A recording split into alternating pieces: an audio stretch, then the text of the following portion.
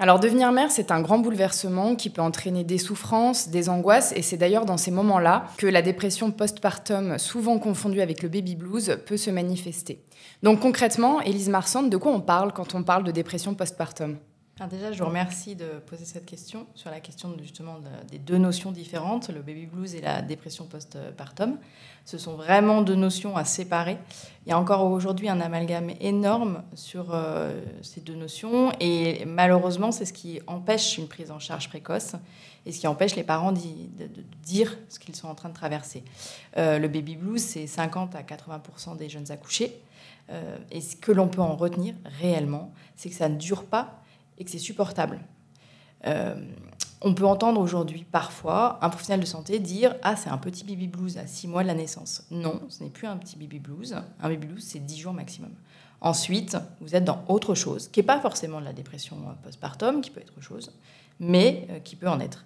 La dépression postpartum, elle s'installe, elle est insidieuse généralement. Elle peut venir très rapidement quand il y a déjà des prémices durant la grossesse, avec une dépression anténatale qui n'a pas forcément été perçue, parce qu'elle s'est mélangée à ce qui peut être vécu pendant la grossesse. Mais elle s'installe autrement, parfois dans les semaines qui suivent, mais aussi dans les mois qui suivent la naissance. Ça peut être même sur la fin de la première année de vie de l'enfant.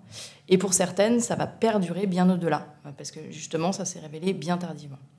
La dépression postpartum, elle a une symptomatologie assez similaire à la dépression classique. On va retrouver une tristesse importante, des angoisses qui peuvent être accompagnées ou pas de pensées intrusives ou de phobie d'impulsion. On va retrouver de la perte de plaisir, l'anédonie. On va retrouver aussi tout ce qui est troubles du sommeil, des difficultés à l'endormissement, des difficultés à se lever, ou à l'inverse, des besoins de se réfugier dans le sommeil et ensuite de ne pas se lever le matin. Des troubles alimentaires. Ça peut être quelqu'un qui a du mal à s'alimenter ou au contraire qui va se réfugier dans la nourriture. Et puis ce qui en fait vraiment une dépression postpartum, donc liée à la naissance d'un enfant, c'est tout ce qui est soins par exemple à l'enfant.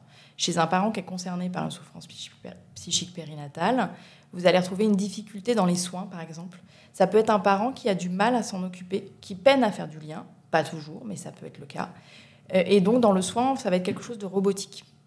C'est un parent qui va se sentir souvent très coupable de ce qu'il éprouve, sans forcément arriver à en parler, parce qu'il a peur d'être jugé comme un mauvais parent, ou peur d'être considéré comme fou. Donc il y a vraiment quelque chose autour de l'enfant qui est marqué, que ce soit chez la mère ou chez le père, suivant celui qui est touché par une dépression postnatale.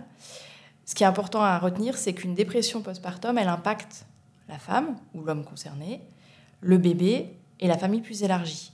Un bébé va malheureusement parfois être impacté directement par la souffrance psychique de son parent et donc va avoir des difficultés psychomoteurs. Ça peut être un ralentissement, un bébé qui va tarder à marcher, qui va tarder à parler, ou au contraire un bébé qui va se faire entendre, entre guillemets, qui va marcher très tôt, qui va être en hyperextension, qui va dormir peu.